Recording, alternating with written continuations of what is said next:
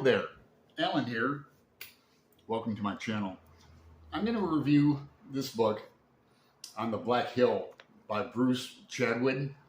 And this was a gift to me from Roz in England at Scaladanily and About the Books.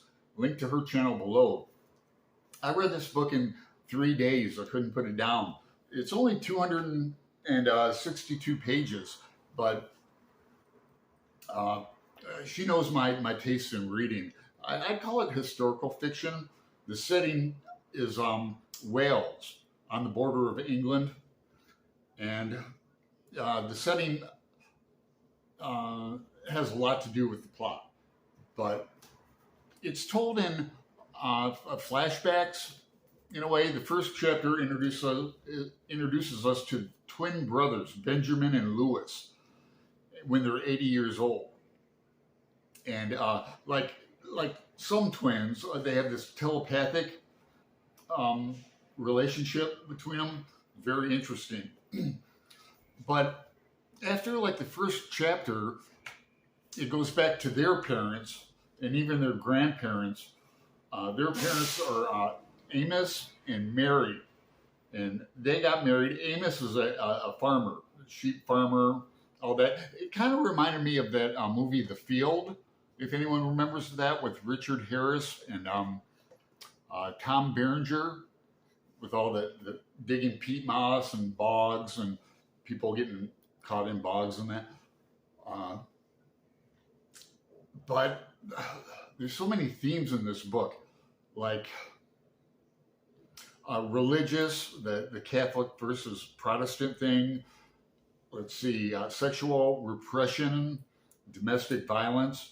In fact, Amos and Mary are mismatched from the beginning. Like, he's a farmer, she's a big reader, for one, and he's threatened by that and her intellectualism. In fact, he strikes her with a copy of Wuthering Heights that she's reading, and that's one of my all-time favorite novels. I've read it at least 3-4 times.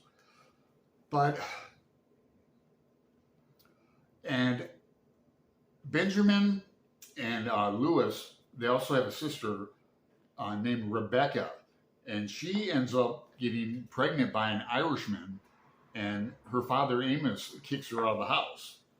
Now later in the novel, she has a child, a son named Kevin, and he comes back around, and the two brothers accept him and give him the farm, etc. It also has to do with, it covers although they're 80 years old, it covers a wide span of time from the turn of the 19th century all the way up to World War II. Now, Benjamin goes off to war in the Great War, World War I. That has a lot to do with the novel. Technology, it starts out horse and buggy, then cars come around, airplanes. Just a great novel. Like I said, I couldn't put it down. I really like historical fiction. The characters in here are really interesting too. There's I forget his name, I think Tommy the Coffin Maker. There's a next door neighbor who they're fighting over the land and the border of the land and the farm, and the next door neighbor tears down the fence and the sheep get away and all that. And there's violence in here. What else can I say? Yeah, the twin brothers never leave their farm. They never travel, but in that little world, a lot of things happen. The religious, Amos is a total religious fanatic. Excuse me. I don't want to go on and on about the plot. I'm just excited to have read this, and I don't want to give away too many spoilers. And I think I'll leave it at that. It was a winner of the White Bread First Novel Award, his deepest and best book. Chatwin died in 1989, 9. And the book was shortlisted for the 1988 Booker Prize.